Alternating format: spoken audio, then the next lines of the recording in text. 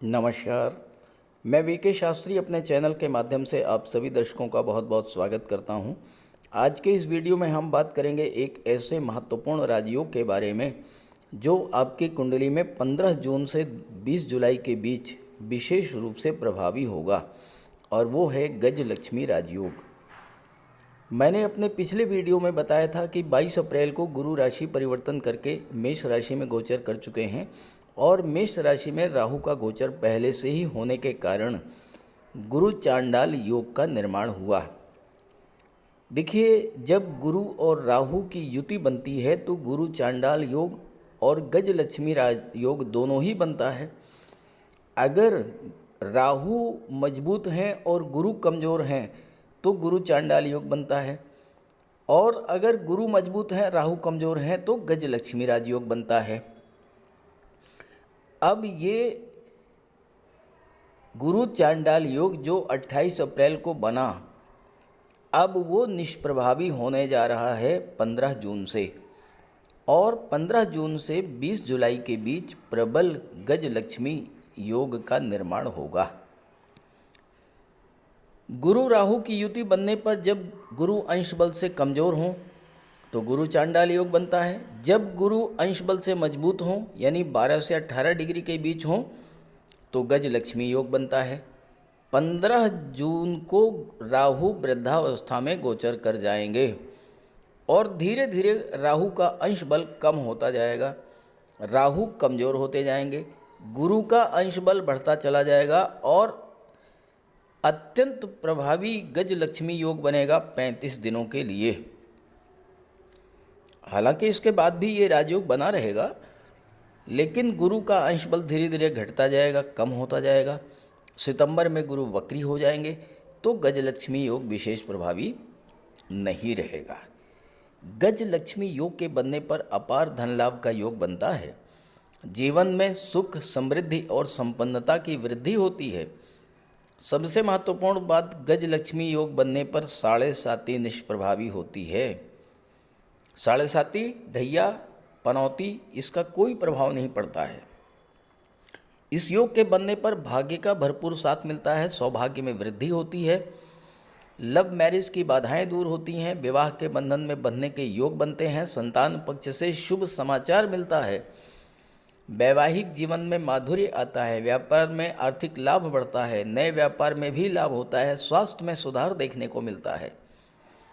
तो गजलक्ष्मी योग बनने का वृषभ राशि के जातकों के जीवन पर क्या प्रभाव पड़ेगा, इसी का विश्लेषण करेंगे इस वीडियो में। लेकिन उससे पहले ये समझेंगे कि गजलक्ष्मी राजयोग कुंडली में कैसे प्रभावी होता है। फिर बात करेंगे वृषभ राशि पर इसके प्रभाव के बारे में। ये विश्लेषण आपकी चंद्र राशि के आधार पर किया जा रहा है, और वीडियो के अंत में मैं आपको देवगुरु बृहस्पति के उपाय भी बताऊंगा। दूसरी बात, कमेंट बॉक्स में किसी भी अनजान व्यक्ति के द्वारा दिए गए नंबर पर भूल करके भी कांटेक्ट मत कीजिएगा, आपके साथ फ्रॉड हो सकता है। मैं आपको कुंडली के माध्यम से ये समझाऊंगा कि 15 जून से गजलक्ष्मी राजयोग विशेष प्रभावी किस तरह से होगा। देखिए, 22 अप्रैल को जैसे ही गुरु का गोचर मेष राशि में हुआ और गुरु और राहु की युति बनी, तो गजलक्ष्मी योग भी बना और गुरु चांडाल योग भी बना, दोनों ही बने। लेकिन चूंकि राहु अंश बल से मजबूत थे उस समय, गुरु अंश बल से कमज़ोर थे, इसलिए गुरु चांडाल योग प्रभावी हुआ। धीरे धीरे गुरु का अंश बल बढ़ता गया, राहु का अंश बल घटता गया, तो गुरु चांडाल योग का प्रभाव धीरे धीरे कम होता गया, और 15 जून को गुरु अंश बल से पूरी तरह से युवावस्था में आ गए। देखिए, यहाँ पर गुरु का अंश बल है 12 डिग्री 11 मिनट 51 सेकंड। तो गुरु 12 डिग्री के हो गए, युवा हो गए। राहु 60 डिग्री पर हैं, वृद्धावस्था में आ गए। राहु का प्रभाव कम हो गया, गुरु का प्रभाव बढ़ गया, तो गुरु चांडाल योग निष्प्रभावी हो गया और गजलक्ष्मी योग जो है वो प्रभावी हो गया। अब मैं आपको 20 जुलाई की ग्रह स्थिति दिखाता हूँ। देखिए 20 जुलाई में आप देखिए क्या स्थिति है। 20 जुलाई को गुरु का अंश बल 18 डिग्री है और राहु का 5 डिग्री है।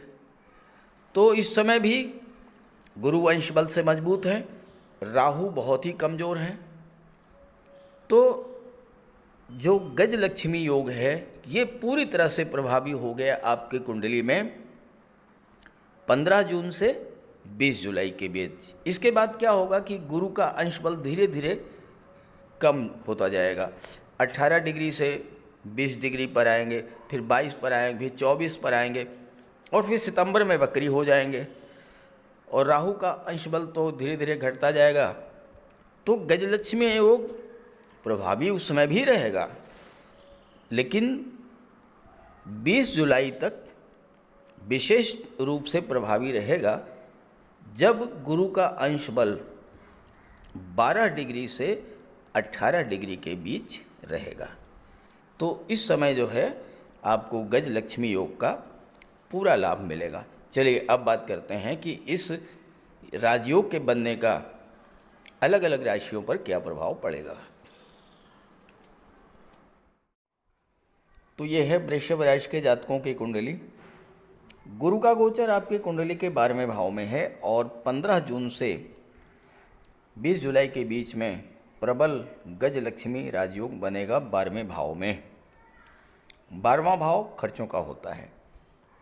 अगर आपके खर्च नियंत्रण से बाहर हो चुके हैं और आप कर्ज लेने की स्थिति से गुजर रहे हैं तो गुरु के प्रभाव से आपको इतना ज्ञान प्राप्त होगा कि आप उन खर्चों पर नियंत्रण पाने का मार्ग तलाश कर लेंगे, कर्ज लेने की स्थिति से बाहर आ जाएंगे।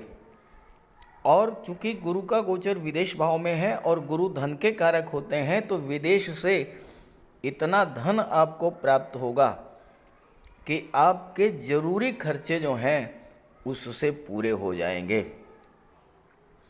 अगर आपके मन में बहुत दिनों से विदेश जाने की इच्छा थी और आपकी वो इच्छा पूरी नहीं हो पा रही थी तो 12वें भाव में गजलक्ष्मी योग के बनने से आपकी वो इच्छा भी पूरी होगी और आप विदेश जाएंगे उच्च शिक्षा के लिए, व्यापार व्यवसाय के सिलसिले में या फिर विदेश में सेटल होने के लिए। गुरु धर्म सत्कर्म के कारक हैं। 12वां भाव धर्म, अध्यात्म और मोक्ष का है। गुरु के प्रभाव से आपकी रुचि स्वतः धर्म अध्यात्म में बढ़ेगी, ईश्वर में आपकी आस्था बढ़ेगी, उसका आपको लाभ मिलेगा। 12वां भाव ट्रांसफॉर्मेशन का होता है और आप देखेंगे कि अचानक से कोई सकारात्मक परिवर्तन आपके जीवन में आएगा। नौकरी, व्यापार, व्यवसाय में कोई परिवर्तन करना चाहते थे तो आपको सही दिशा मिलेगी। ईश्वर स्वयं इस समय आपकी हेल्प करेंगे और आप सही निर्णय ले पाने में सक्षम होंगे। कोर्ट कचहरी का कोई मैटर चल रहा था उसमें भी राहत प्राप्त करने का योग बनेगा। ज्योतिष शास्त्र में देवगुरु को 3 दृष्टियां प्राप्त हैं, पंचम, सप्तम और नवम। गुरु की पंचम दृष्टि कुंडली के 4थे भाव पर, सप्तम दृष्टि 6ठे भाव पर और नवम दृष्टि कुंडली के 8वें भाव पर पड़ेगी। गुरु की दृष्टि में अमृत होता है। गुरु की दृष्टि जिस भाव पर पड़ती है उस भाव को गंगा जल की तरह पवित्र कर देती है, उस भाव का विस्तार करती है और उस भाव के सभी शुभ फल आपको प्राप्त होते हैं। तो सबसे पहले बात करते हैं कुंडली के 8वें भाव की। गुरु की नवम दृष्टि 8वें भाव पर पड़ेगी। अब 8वां भाव तो सबसे खराब भाव माना जाता है क्योंकि 8वां भाव दुखों का, पीड़ाओं का, कष्टों का, आकस्मिक घटनाओं का होता है, क्रॉनिक डिजीज़ का होता है, लंबी बीमारी का होता है। लेकिन गुरु की दृष्टि इस पर जब पड़ेगी तो सबसे बड़ा प्रभाव ये पड़ेगा कि आपको अपनी उन परेशानियों से जो लंबे समय से आपको परेशान कर रही थी उससे बाहर निकलने के लिए दैवी सपोर्ट मिल जाएगा। गुरु के प्रभाव से ईश्वरी कृपा पर बरसेगी और कहीं न कहीं से ऐसी मदद आपको मिल जाएगी जिससे आप अपनी समस्या से बाहर आ जाएंगे। 8वां भाव ससुराल का होता है। राहु ससुराल के कारक होते हैं। राहु की नवम दृष्टि भी 8वें भाव पर पड़ेगी। तो आपका विवाह इस समय हो सकता है, और हो सकता है कि विवाह होने के बाद आपकी भाग्योन्नति हो, आपको धन की प्राप्ति हो और आर्थिक रूप से आप अत्यंत सुदृढ़ हो जाएं। अष्टम भाव इनहेरिटेंस को शो करता है। पैतृक संपत्ति संबंधी कोई विवाद सुलझ सकता है, आपको वसीयत या विरासत से संपत्ति मिल सकती है। अष्टम भाव डीप रिसर्च का होता है, गहराई से सोचने का, समझने का होता है, और आप धन संबंधी, कैरियर संबंधी, रिश्ते नातों संबंधी या स्वास्थ्य संबंधी कोई समस्या है अगर, तो आप उस समस्या पर गहन मंथन करके उससे बाहर निकलने का मार्ग भी तलाश कर लेंगे। कोई नया कार्य व्यवसाय शुरू करना चाहते हैं तो इस समय आप अष्टम भाव की चीज़ों से जुड़कर शुरू कर सकते हैं, सफलता मिलेगी। जैसे इंश्योरेंस का क्षेत्र है, शेयर ब्रोकर है, कमीशन एजेंट का कार्य है, या फिर real estate, property dealing, construction कार्य, आर्किटेक्ट या बिल्डर के रूप में आप अपने कार्य व्यवसाय की शुरुआत भी कर सकते हैं और उसमें आपको सफलता भी मिलेगी और धन का लाभ भी होगा। गुरु की सप्तम दृष्टि छठे भाव पर पड़ेगी। छठा भाव रोगों का होता है, कर्ज का होता है, शत्रुता का होता है। छठा भाव नौकरी का होता है, सर्विस सेक्टर का होता है, कंपटीशंस का होता है। गुरु गज लक्ष्मी राजयोग बनाते हुए जब छठे भाव पर दृष्टि डालेंगे तो स्वास्थ्य में सुधार देखने को मिलेगा। गुरु अत्यंत शुभ और सौम्य ग्रह हैं, इनके प्रभाव से आपका मन शांत रहेगा। मानसिक शांति मिलने से आप अपने भविष्य को लेकर जो प्लानिंग कर रहे थे उसी को लेकर आगे बढ़ेंगे। नौकरी प्राप्ति का योग बनेगा, कंपटीशंस को बीट आउट करेंगे और सर्विस सेक्टर से जुड़ करके कोई भी कार्य करेंगे तो उसमें आपको सफलता मिलेगा। किसी प्रतियोगी परीक्षा का परिणाम आपके पक्ष में आ सकता है या फिर आप प्रतियोगी परीक्षाओं को क्रैक करने की दिशा में नई सोच के साथ आगे बढ़ेंगे। यहाँ पर ननिहाल पक्ष का भी सहयोग आपको मिलेगा और उनके सहयोग से आप अपना कर्ज उतार सकते हैं। और अपने व्यापार व्यवसाय को बढ़ाने के लिए अगर आप बैंक से लोन लेना चाहते हैं तो वह भी आपको मिल जाएगा। छठा भाव सर्विस सेक्टर का होता है। आप छठे भाव की चीज़ों से जुड़कर कोई नया कार्य व्यवसाय करना चाहते हैं तो शुरू कर सकते हैं। वकालत का कार्य, कंसल्टेंसी, मेडिकल का कार्य, मेडिकल स्टोर का कार्य, पैथोलॉजी का कार्य, क्लिनिक का कार्य या सोशल सर्विस का कार्य और राजनीति से जुड़ने का कार्य, ये सभी कार्य आप इस गोचर काल में अगर करते हैं तो इस समय आपको विशेष सफलता का योग बनेगा। गुरु की पंचम दृष्टि कुंडली के चतुर्थ भाव पर पड़ेगी। कुंडली का चतुर्थ भाव सुख भाव कहा जाता है और यहाँ से माता, मातृभूमि, भौतिक सुख सुविधाएं, मानसिक शांति, वाहन, प्रॉपर्टी, पारिवारिक जीवन, रिश्तेदार, घर, समृद्धि, मन की खुशी, जमीन और पैतृक संपत्ति, इन सब चीज़ों का विचार किया जाता है। कुंडली का चतुर्थ भाव घर या जन्म भूमि, राज सिंहासन और मंत्रिमंडल, इसको भी शो करता है। चतुर्थ भाव पर गुरु की दृष्टि पड़ने का सबसे बड़ा प्रभाव पड़ेगा कि आपको मानसिक शांति की प्राप्ति होगी। घर, परिवार, प्रॉपर्टी, वाहन या माता के स्वास्थ्य को लेकर कोई चिंता थी वो दूर होगी और आपका मन शांत रहेगा। कितनी भी संपत्ति आपके पास हो लेकिन अगर आपका मन शांत नहीं है तो सब बेकार है। तो गुरु की दृष्टि पड़ने से आपको मन की शांति मिलेगी, माता के स्वास्थ्य में सुधार देखने को मिलेगा।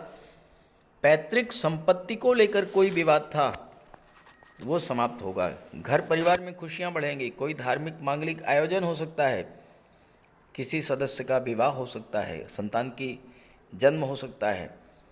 आप कोई कृषि भूमि, प्लाट, मकान, वाहन खरीदना चाहते हैं तो ये भी उसके लिए शुभ समय है। घर परिवार का माहौल अच्छा रहने से आपका मन प्रसन्न रहेगा। विदेश जाने की इच्छा पूरी होगी। भौतिक सुख सुविधाओं को बढ़ाने वाले साधन भी आप क्रय करेंगे।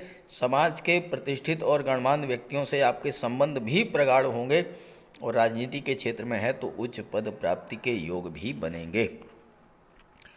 कुल मिलाकर के वृषभ राशि के जातकों के लिए 15 जून से 20 जुलाई का समय बहुत ही महत्वपूर्ण है। इस समय का पूरा लाभ उठाइए और ज़्यादा से ज़्यादा लाभ मिले इसके लिए आप देवगुरु बृहस्पति का उपाय भी कीजिए। तो बात करते हैं उपायों पर।